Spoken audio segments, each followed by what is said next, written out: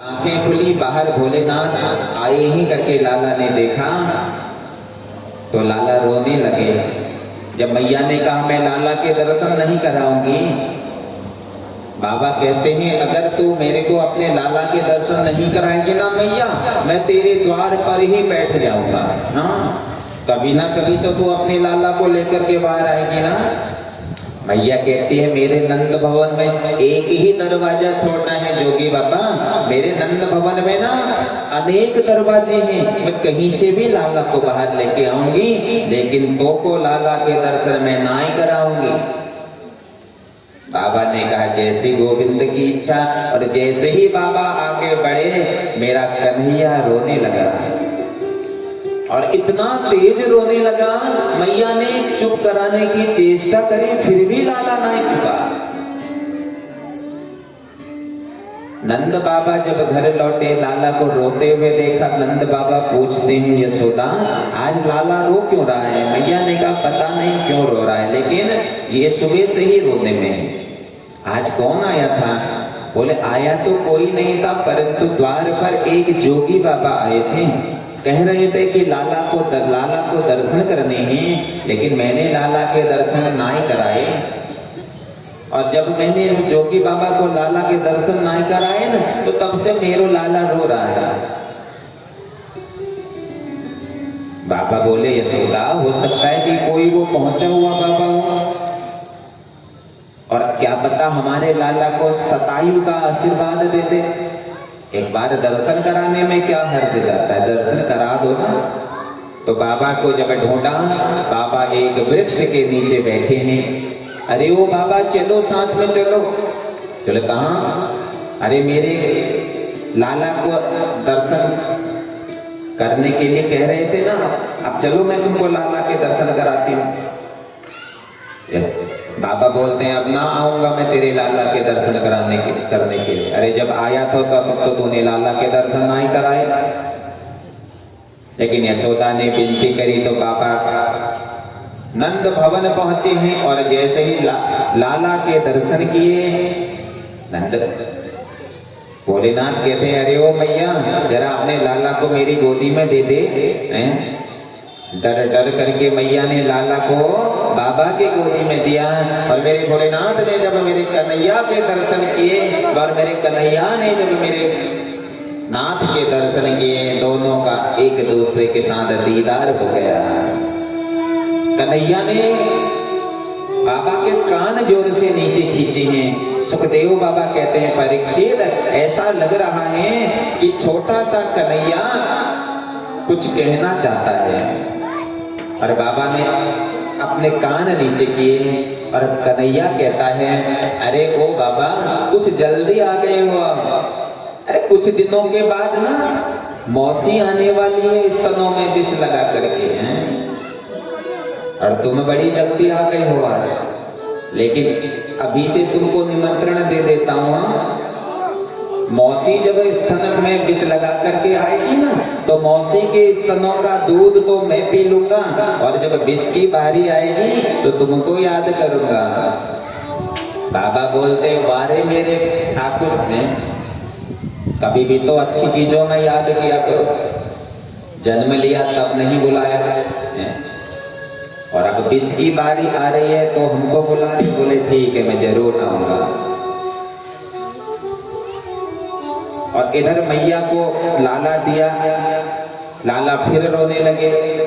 बाबा के गोदी में आते तो लाला चुप हो जाते हैं, तो अंत में माता कहती है कि मेरा लाला चुप कैसे होगा? बोला तेरा लाला चुप कराने की एक विधि है मैया, तो मुझे अपने घर में स्थापित कर दे, और मेरे भगवान नंदेश्वर महादेव के रूप में स्थापित हो गए। बोलो नंदेश्वर महादेव की जय। नंदेश्वर महादेव के रूप में मेरे भोलेनाथ नंद भवन में ही स्थापित हो गए। इधर नंद बाबा को स्मरण आया कि मैं तो कंस का वार्षिक देने का मुझे देना था, क्योंकि जो दूध दही घी गोकुल में एकत्रित होता था उसका कर देने के लिए हर वर्ष मथुरा जाना पड़ता था। तो इधर नंद बाबा कर देने के लिए मथुरा पहुंचे हैं। तो मथुरा में वसुदेव बाबा ने जब नंद बाबा को देखा तो थोड़े भयभीत हो गए। अरे मैंने तो अपना छोटा सा लाला इनके घर में छोड़ा था और ये तो यहाँ घूम रहे हैं। और जाकर के नंद बाबा से वसुदेव बाबा मिलते हैं और कहते हैं, बाबा सब ठीक तो है ना घर में? अरे मुझे पता चला कि तेरे घर में बेटा हुआ है, परंतु तुमने तो मुझे बुलाया ही नहीं। मैंने तो ये सुना है जब से तुम्हारे घर में बेटा हुआ है तब से तुम्हारे घर में दिन प्रतिदिन उत्सव हो रहे हैं, लेकिन तुमने एक भी उत्सव में मुझे नहीं बुलाया। तो नंद बाबा कहते हैं, अहो ते देवकी पुत्रा कंसेन बहवो हता, एका वर्षिष्ठा विरजा कन्या सापि दिवं गता। किस मुख से बुलाता तुम्हें वसुदेव बाबा? मैंने सुना कि तुम्हारे 7 पुत्र हुए। 6 पुत्र तो कंस के हाथों से मारे गए और 7वां पुत्र तो हुआ ही नहीं। और 8वीं पुत्री के रूप में जब एक कन्या का जन्म हुआ उसे भी कंस ने मार दिया। लेकिन वह किस मुख से तुम्हें मैं बुलाता? मुझे लगा कि अगर मैं तुमसे कहूंगा कि तुम आ जाओ मेरे घर उत्सव में, कहीं तुम्हें बुरा ना लगे। लेकिन मित्र, मेरा जो पुत्र है ना वो तेरा भी तो पुत्र है। वसुदेव बाबा कहते हैं, अधिक विलंब मत करो मित्र, जाओ और घर जाओ।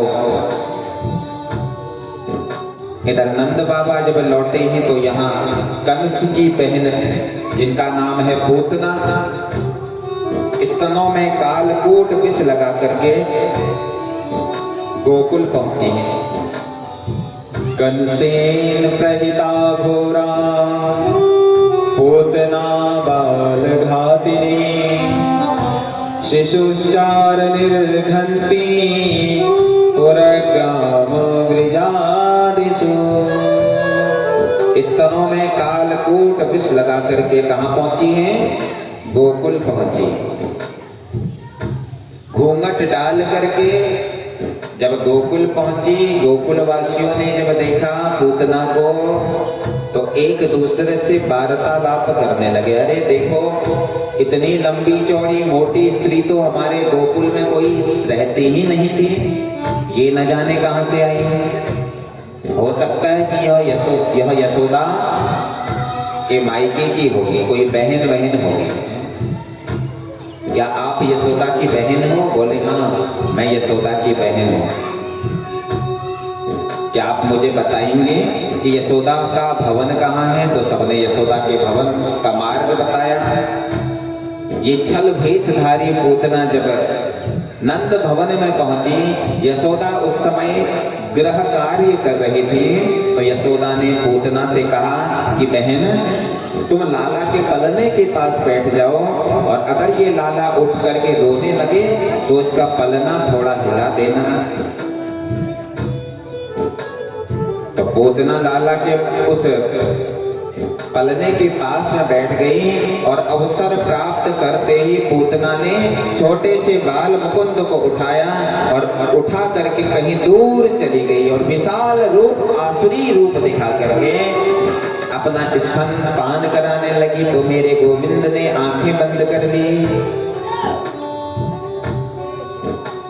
कोई कहता है कि कन्हैया ने आंख बंद इसलिए करी कि कन्हैया ने सोचा कि दो ही अवतार मेरे महान थे, एक रामावतार और दूसरा यह कृष्णा अवतार, और दोनों ही अवतारों में मुझे सर्वप्रथम किसी महिला का वध करना पड़ा। राम जन्म में ताड़िका आई और कृष्ण जन्म में सर्वप्रथम यह पूतना आई। दूसरे संत कहते हैं अरे कन्हैया ने इसलिए आंख बंद नहीं करी, कन्हैया ने तो आंख बंद इसलिए करी क्योंकि कन्हैया ने भगवान शिव को स्मरण किया कि हे मेरे नाथ समय आ गया है? मैंने आपको निमंत्रण दिया था ना जब आप नंदोत्सव में आए थे कि कुछ दिनों के बाद मौसी आने वाली है। अब देखो मौसी आ गई है विष लगा कर। पहले पहले दूध मैं पीऊंगा और जैसे विष की बारी आएगी तो आप आ जाना। और मेरे नाथ पूतना के स्तनों से स्तन पान करने लगे और जैसे ही विष की बारी आई स्वयमेव भोलेनाथ भगवान के मुखारविंद में विराजमान हो गए और सारा का सारा विष के साथ साथ रक्त भी पी गए। जब पूतना का रक्त शरीर से दूर होने लगा तो यह पूतना कन्हैया को दूर करने लगी। अरे हट हट। कन्हैया कहते हैं अरे ओ मौसी, जिसको हम एक बार पकड़ लेते हैं ना फिर छोड़ते नहीं है। पहले किसी को पकड़ते नहीं है और जहां से पकड़ लेते हैं फिर छोड़ते नहीं है। पूतना का मेरे गोविंद ने उद्धार किया है और जैसे ही पूतना भूमि में गिरी तो सारा का सारा गोकुल हिल गया। इतनी भीषण ध्वनि। मैया ने जाकर के जब लाला के पलने में देखा तो लाला को पलने में नहीं पाया तो मैया भयभीत हो गई। मैया दौड़ने लगी इधर उधर और देखा कि इतना विशालकाय पूतना के ऊपर मेरे कन्हैया बैठ करके खेल रहे हैं। और मैया ने कन्हैया को पूतना के शरीर से दूर किया और सीधे गौशाला ले गई और गाय के पूंछ से अपने लाला का झाड़ा लगा रही है कि इंद्रियाणी हसी के सहा प्राणा नारायणो वतो श्वेत दीपा पतिश्चित्तम मनो योगेश्वरो वतो। सुखदेव बाबा कहते हैं परीक्षित, आज यशोदा मैया कन्हैया के ही नामों से गोविंद के ही नामों से गोविंद को झाड़ा लगा रही है।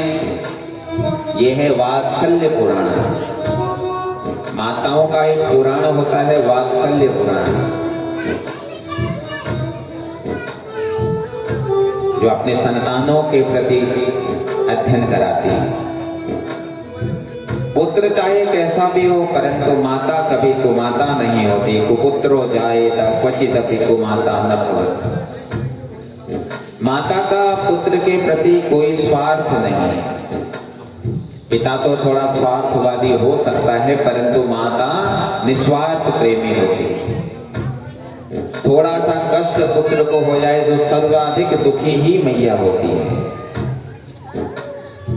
तो लाला को आज झाड़ रही है, कन्हैया गोद में बैठ करके हंस रहे हैं कि मेरी मैया कितनी भोली है, देखो मेरे ही नामों से मेरी रक्षा कर रही है। अरे मैं तो जगत का रक्षक हूँ, जगत की मैं रक्षा करता हूँ, लेकिन मेरी माँ मेरे नामों से ही मेरी रक्षा करा रही है। बोलो भक्त वत्सल भगवान की। सनह सनह मेरे कन्हैया 27 दिन के हो गए। एक नक्षत्र 27 दिन में दोबारा वापस आ जाता है। तो 27वें दिन मेरे कन्हैया का नक्षत्र दिवस आया और मैया बड़े धूमधाम के साथ उत्सव मनाने लगी, क्योंकि मैया को तो बस बहाना चाहिए उत्सव मनाने का है। कभी कोई उत्सव, कभी कोई उत्सव, कभी कोई उत्सव। अनेक उत्सव जहाँ पर मनाए जाते हैं, क्योंकि जब भगवान जब हमारे हृदय में आ जाते हैं, भगवान जब हमारे घर आ जाते हैं, हृदय में आ जाते हैं, तो हृदय आनंद से उत्सवित हो जाता है। तो माता नित्य नित्य उत्सव मनाती है कि आज मेरे लाला 27 दिन के हो गए हैं, तो आज मैं उत्सव मनाऊंगी। तो समस्त ब्रजवासियों को बुलाया है और सारे समस्त ब्रजवासी उत्सव में आए हैं और बड़े धूमधाम के साथ यह उत्सव मनाया है। एक दिन माता ने लाला को पलने में सुलाया था, तो अचानक से ना माता ने क्या देखा कि लाला ने थोड़ी सी पलटी मार दी है, पलट गए थोड़ा सा। और जैसे ही लाला थोड़े से पलटे तो मैया के मन में आनंद की लहर दौड़ गई। अरे देखो मेरा लाला पलटने लगा है। नंद बाबा को बुलाया है कि अरे देखो मेरा लाला पलट गया, मेरा लाला पलटना लाला ने प्रारंभ कर लिया। तो नंद बाबा ने कहा तो उत्सव मनाएगी ना? बोला हाँ जरूर उत्सव मनाऊंगी। बोला देख जब जब तो उत्सव मनाती है ना, ये ब्रजांगनाएं आती हैं और कन्हैया लाला को बड़ा कष्ट पहुंचाती है। कोई लाला के बालों को खींचता है, कोई लाला के गालों को खींचता है, फिर लाला दिन भर रोने में रहता है। तो उत्सव मना, लेकिन लाला को कहीं छिपा देना ताकि ब्रजांगनाओं की दृष्टि लाला पे ना पड़े। तो मैया ने कहा कोई बात नहीं। तो आंगन में एक सकट रखा हुआ था। सकट का अर्थ होता है गाड़ी। और मैया ने लाला का पलना सकट के नीचे रख दिया और उस सकट के ऊपर बैठा है सकटासुर, जो अवसर की तलाश में था कि कब कन्हैया बाहर आए, कब लाला बाहर आए और कब मैं इसका वध कर दूं। और मैया ने जब लाला का पलना सकट के नीचे रखा तो सकटासुर बड़ा प्रसन्न हो गया। कन्हैया ने ऊपर देखा, ओ मामा जी आप आए हैं, स्वागत है आपका। क्योंकि मथुरा से आए हो ना, तो मथुरा तो कन्हैया का नैनीहाल है? तो नैनीहाल से जो आता है या तो मामा जी लगेंगे या तो नाना जी लगेंगे। अरे ओ तो सकटासुर मामा जी आए हैं, स्वागत है आपका, अभी आपका सम्मान करते हैं। जब सब उत्सव मनाने लगे तो कन्हैया ने अपना अंगूठा थोड़ा सा ऊपर किया पैर का और हल्के से जैसे ही उस सकट पर स्पर्श किया तो सकटासुर का वध हो गया। और उसके बदले में उस सकट में जितनी भी मटकियां रखी थी सब के सब नीचे गिर गई। ऐसा जोर की ध्वनि हुई कि मैया ने दौड़ करके देखा, लाला को कंठ से लगा लिया। हो ये तो अनर्थ हो गया था। ये तो मेरे इष्ट देव का आशीर्वाद है कि मेरा लाला आज बच गया। अरे नहीं तो इतनी बड़ी गाड़ी अगर गलती से लाला के पलने की तरफ पलट जाती तो लाला का न जाने क्या होता। तो मैया ग्रह शांति कराने लगी ब्राह्मणों से। ब्राह्मणों ने कहा मैया तेरा लाला सतायु दीर्घायु रहेगा, इसमें तू चिंता ना कर। तो कहती है पहले इतनी विशाल काय कोई महिला उठा करके ले गई, वहां से मेरा लाला बचा। आज तो अनर्थ ही हो गया था। कहीं ये गाड़ी अगर मेरे लाला के ऊपर अगर गिर जाती तो मेरे लाला को तो बड़ा कष्ट होता। नंद बाबा कहते हैं यशोदा तेरा लाला साधारण तरीके से उत्पन्न थोड़ा ना हुआ, अरे ब्राह्मणों के आशीर्वाद से मेरा लाला उत्पन्न हुआ है, विप्र प्रसादात। और ब्राह्मणों ने जब आशीर्वाद दिया है तो कोई छोटा मोटा आशीर्वाद नहीं है, बहुत बड़ा आशीर्वाद है। तो लाला तो सतायु रहेगा ही रहेगा। तो मैया ने इष्ट देवता का धन्यवाद किया। और एक दिन लाला उछल रहे थे तो मैया ने क्या किया, मैया ने लाला को अपने गोद में बैठाया और गोद में बैठा करके मैया के मन में भाव आया कि मैं अपने लाला को अपना स्तन पान कराऊं। तो मैया लाला को स्तनपान कराने लगी तो लाला ने अपने शरीर का भार बढ़ा दिया। मैया भी समझ नहीं पाई कि मेरा लाला इतना भारी कैसे हो गया। तो मैया ने क्या किया, मैया ने अंदर से पलना लाई है और पलने पर लाला को सुला दिया और अपने गृह कार्य में मैया लग गई। गरिमाणां शिशो वेदुं न सोहे गिरिकूटवृत् भूमो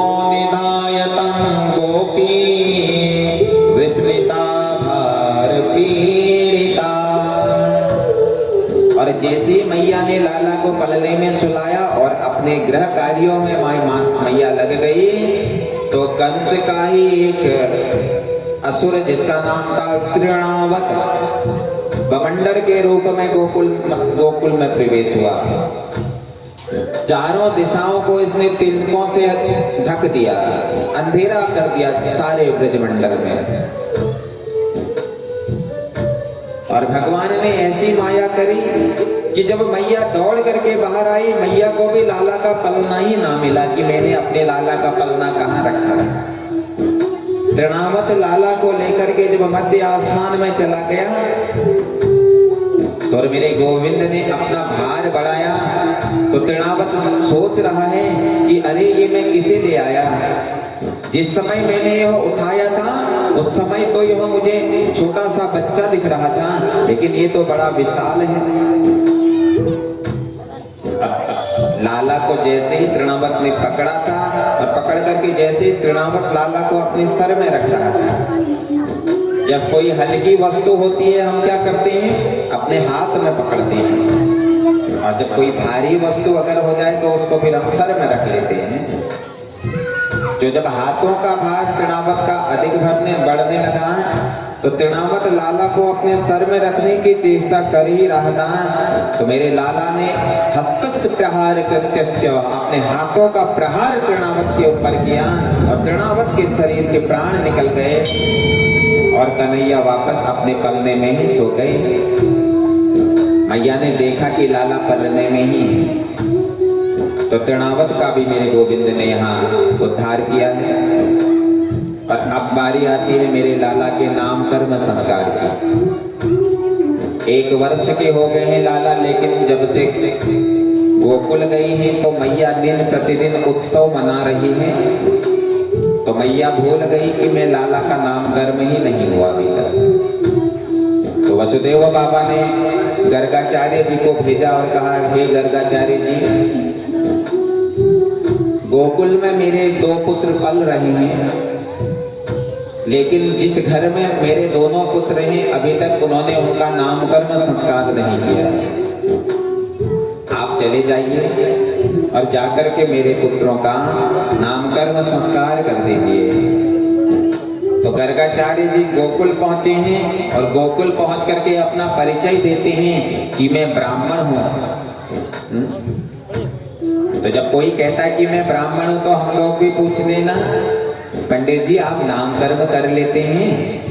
बोलते हैं ना, कोई कहे कि मैं पंडित जी हूं तो कहते हैं ना महाराज आप नाम कर्म कर लेते हैं, भूमि पूजन कर लेते हैं, विवाह कर लेते हैं। तो ऐसे ही गर्गाचार्य जी से भी पूछा, आप कह तो रहे हैं कि मैं पंडित जी हूं, क्या आप क्या क्या करते हैं? तो कहते हैं मैं नाम कर्म करता हूँ, मैं विवाह करता हूँ। नंद बाबा ने जैसे ही सुना नाम कर्म का नाम तो नंद बाबा कहते हैं अरे मेरे घर में भी तो 2 लाला हैं, परंतु अभी तक मैंने उनका नाम कर्म नहीं किया। तो गर्ग जी से कहते हैं कि मेरे घर तो 2 लालाओं का जन्म हुआ है, लेकिन अभी तक उनका नामकर्म नहीं हुआ है। आप चल करके मेरे लालाओं का नामकर्म कर दीजिए ना। तो गर्गाचार्य जी कहते हैं कि यदो नाम आचार्य ख्यातश्च भुवि सर्वथा सुतम माया संस्कृतम ते मन्यते देवकी सुतम। माफ कीजिएगा नंद बाबा, मैं यदुवंश का आचार्य हूँ। अगर गलती से भी मैंने तुम्हारे लालाओं का नाम कर्म कर दिया ना तो कंस मुझे अपने राज्य से निकाल देगा। अरे उस कंस को तो पहले से ही भय है कि उसका शत्रु तुम्हारे घर में है, मैं नहीं कर पाऊंगा,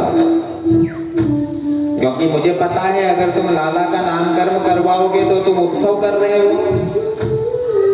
नंद बाबा बोलते हैं सुनो, इस समय तो उत्सव तो क्या हमारे पड़ोसी को भी पता नहीं चलेगा कि हमारे लालाओं का नाम कर्म हो गया। बोले अच्छा, बोले हम गौशाले में लाला का नाम कर्म करेंगे। तो यशोदा जी से जब नंद बाबा ने जब यशोदा जी से कहा कि हम लाला का नाम कर्म करेंगे तो यशोदा प्रसन्न हो गई, कहती है तो बहुत अच्छी बात है, हम सबको निमंत्रण दे करके आते हैं। नंद बाबा समझाते हैं, देख यशोदा, इस बार हम उत्सव नहीं मनाएंगे। बोले क्यों? बोले देख, जब जब ये उत्सव मनाए हैं तब तक लाला को कुछ ना कुछ कष्ट हुआ है ना, और तू चाहती है कि